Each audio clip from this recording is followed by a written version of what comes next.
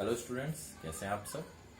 LBR inter college द्वारा संचालित online classes में मैं दीपक कुमार शर्मा आपका स्वागत करता हूं। आपने पिछली कक्षा में रिवैल्यूएशन अकाउंट के फॉर्मेट को समझा था, उसका तरीका समझा था। आज हम उसे प्रैक्टिकली लगा के आपको समझाएंगे कि रिवैल्यूएशन अकाउंट के क्वेश्चन को कैसे सॉल्व करना है, बैलेंस शीट से डिटेल्स कैसे लेनी है और उसे रिवैल्यूएशन पे कैसे अप्लाई करना है। एक क्वेश्चन ले लेते हैं आप ही की बुक से। आरजी व्यापार में साझेदार है, पार्टनर्स का नाम मैंने लिख दिया आरजी और उनका रेशियो है 2:3 के ratio, that mean out of 5 ये रेशियो इनका पार्टनरशिप का है। और इनकी बैलेंस शीट में कुछ डिटेल्स दी। बैलेंस शीट की डिटेल्स मैंने क्वेश्चन आपको फोटो जो है इमेज सेंड कर दिए ग्रुप पे, आप देख लीजिएगा और टैली करते रहिएगा। देखिए आर और सी की बात कर रहे हैं, डी नया पार्टनर आया है।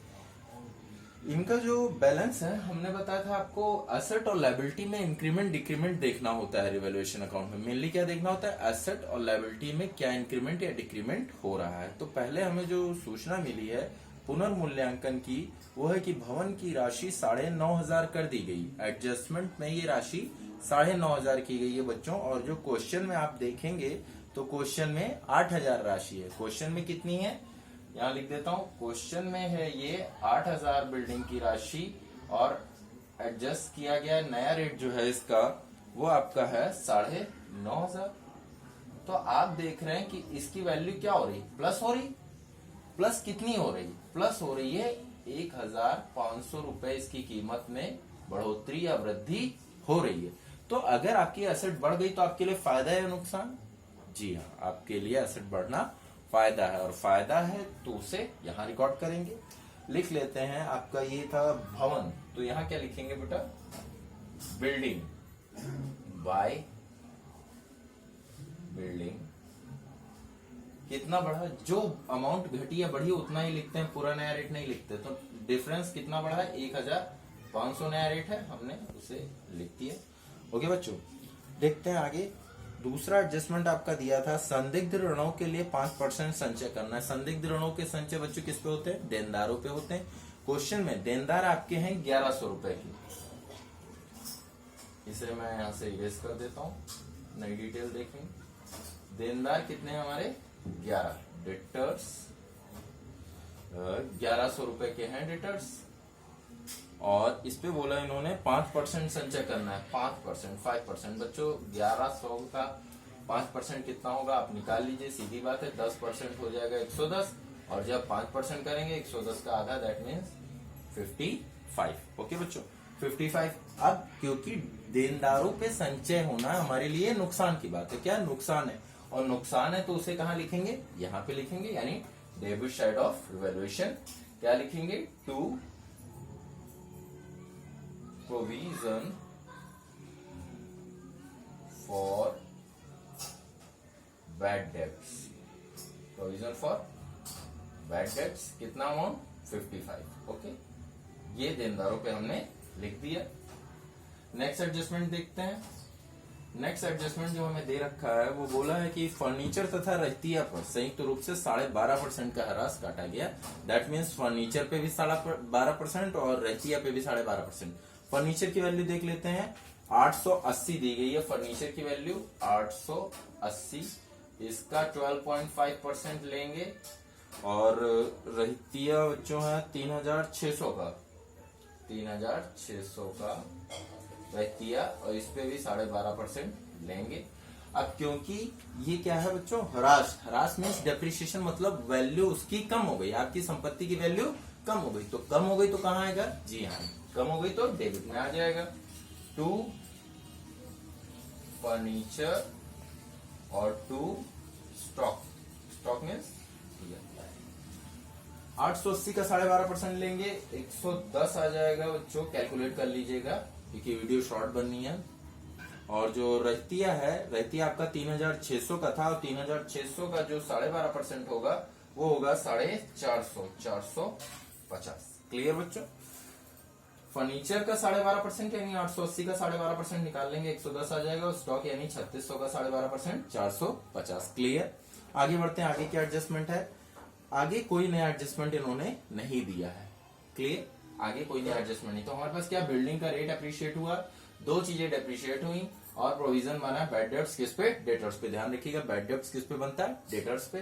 तो ये आपकी डिटेल्स क्लियर हो गई। अब आपको क्या करना है, आप सीधे हमें रिवैल्यूएशन में चेक करना है प्रॉफिट हुआ या लॉस, सीधी सी बात।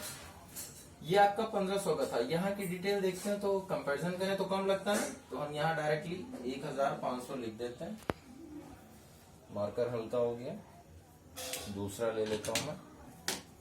ये 1500 हमने लिख दिया, यहाँ का फाइनल 1500। यहाँ का टोटल करते बच्चों कितना होगा, 450 और 100 550 प्लस 10 560, और 560 में 50 जोड़ दीजिए, कितना हो जाएगा बच्चों 610, और 610 प्लस 5 615। अगर हम 1500 से 615 माइनस कर दे कितना आ जाएगा, घटाइए बच्चों। 10 से 5 गया 5, 9 से 1 गया 8, यहाँ कितना बचेगा 4, 4 में से 6 गया, जाएगा नहीं, तो 14 में से 6 गया 8। 885, ये क्या है 885, आपका प्रॉफिट है, प्रॉफिट ऑन रिवैल्यूएशन। यहां लिख देंगे, आपको बताया था जो बैलेंस होता है वो यहां लिख देते, टू प्रॉफिट, प्रॉफिट हुआ ना। और अगर बच्चों इधर ज्यादा होता है इधर कम, तो ये लॉस की कंडीशन हो जाती, क्लियर। तो यहां हमारा क्रेडिट पार्ट ज्यादा है, दैट मीन्स हमारे प्रॉफिट ज्यादा है, खर्चे या लॉसेस कम है, तो इसलिए प्रॉफिट है। To profit transferred, profit transferred कौन कौन पार्टनर था, आर एंड जी, मैंने लिखा था आर और जी। किस रेशियो में, 2:3। तो अब क्या करना है, ये जो 885 हमारा आया प्रॉफिट, इसे हम यहां डायरेक्टली लिख सकते हैं, और यहां पर तीन रेशियोज में करना है। तो 885 को हम 2 और 3 में रेशियो में स्प्लिट कर देंगे। दैट मीन्स 885 का 2/5 और 885 का 3/5।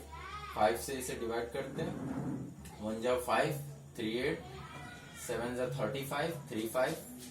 Clear, same for this 177। ठीक है बच्चों। अब 1777 का 2 से मल्टीप्लाई कर दीजिए, कितना आ जाएगा, 2 7 जा 4, 2 7 जा 4 प्लस 1 कैरी 5, 2 1 जा 2, 354। और इसे जब 3 से मल्टीप्लाई कर देंगे, 1 7 मल्टीप्लाई बाय 3 कैरी 2, 7 3 जा 21 अगेन प्लस 2 23 कैरी 2, 3 1 जा 3 2 5 3 1। आर 3 किसका बच्चों, जी का, तो जी का हो जाएगा 5 3 1 5 3 1। और आर का कितना हो जाएगा 3 5 4। ओके, तो इन दोनों का टोटल 885 हो जाएगा। ये कैलकुलेशन मैंने यहाँ कर दी है, आप अलग रफ पे करिएगा, ठीक है।